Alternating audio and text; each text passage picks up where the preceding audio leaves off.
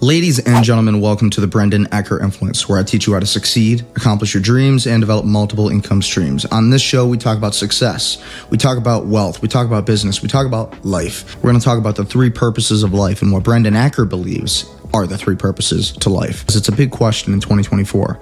As we move into the future, unpredictable times, sometimes we need to look at where we're at, what the future could hold, and what is most important. Why are we here as human beings? Life's already hard. It's never been harder, right? That's what they say, at least. You got war with Ukraine versus Russia. You have Israel versus Palestine. You got race versus race. You have World War III. You have Trump versus Biden. You have Republican versus Democrat. The world has never been more divided, right? You got China versus America. I could keep going on and on and on. As human beings, we were sent to Earth, or voluntarily came down to Earth, because we wanted one of three things. Or we were just destined to do one of three things. I believe number one, we were born to procreate. The most important purpose of life is to procreate, to create more children, to create more human life, to expand the human race. Super, super important. To our existence as a planet, we need to keep increasing the population, not depopulating the planet. A lot of the elites in power, the globalists in power, they want to depopulate the population. They want to shrink the birth rates. So you've got a thing on the left, CO2, that you want to get to zero, and that's going to be based on the number of people, the services each person's using on average, the energy on average for each service, and the CO2 being put out per unit of energy. So let's look at each one of these and see how we can get this down to zero. Probably one of these numbers is going to have to get pretty near to zero. That's back from high school algebra. People who aren't pro-life, pro-choice, they don't hate women. They just made that up. They think it's murder, and it kind of is.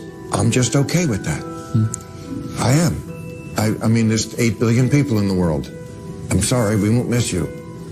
That's my position on it. What? It's quite harsh. Yeah, exactly. I'm not Is sure that not your position if you're pro-choice? Isn't that mainly because you don't like children? I could argue in the developed countries, the big winners are countries that have shrinking populations. How have they done that? You know, the little,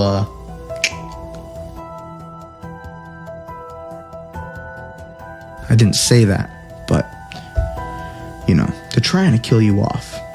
And the powers that be are trying to depopulate the current planet because they don't want you to have children. They don't want us to procreate. They don't want us to be free, to have a good life, to stand for what that flag stands for, and to fight for what our founding fathers stood for, to be strong like a lion, to touch the hands of humanity, to touch the minds of humanity, the hearts of humanity.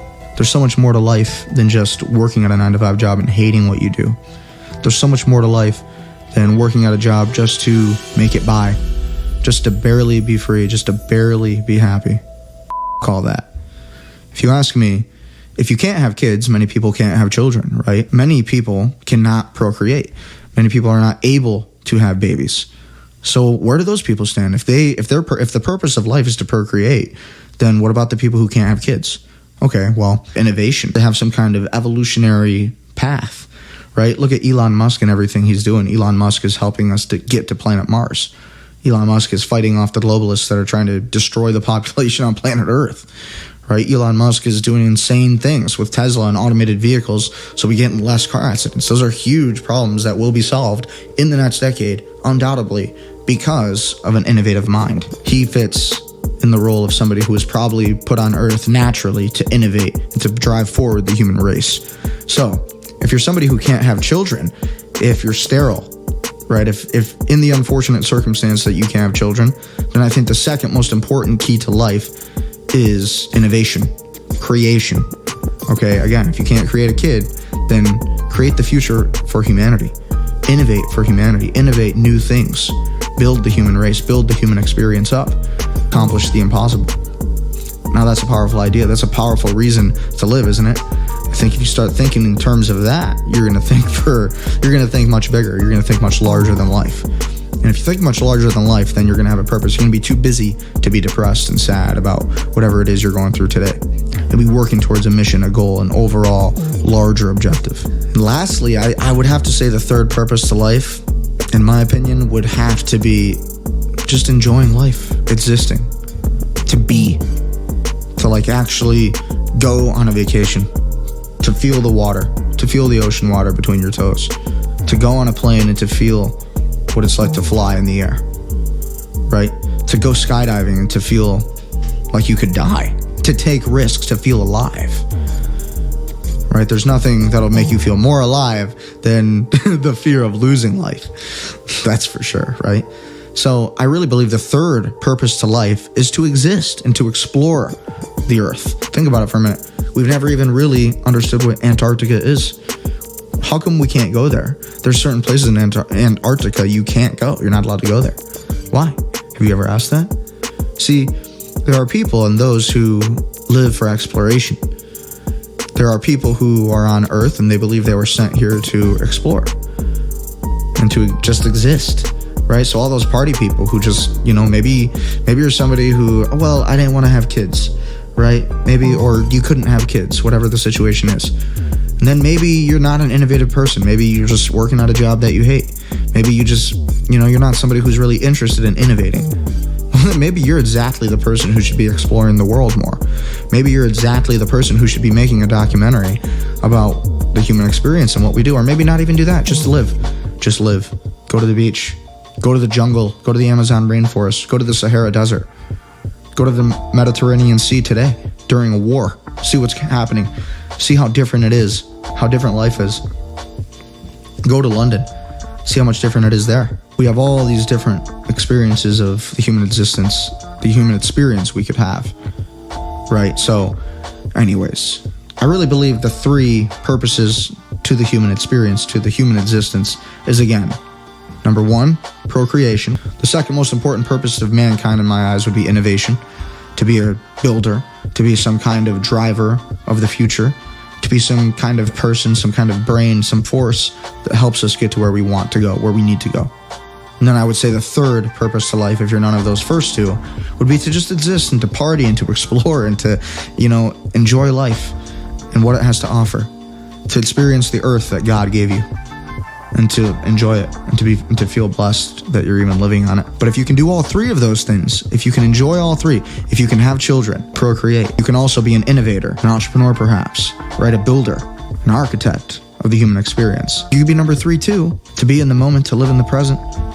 Then if you got all three of those things down, if you can do all three to some extent, to have a balance of all three, that's a much better way to live.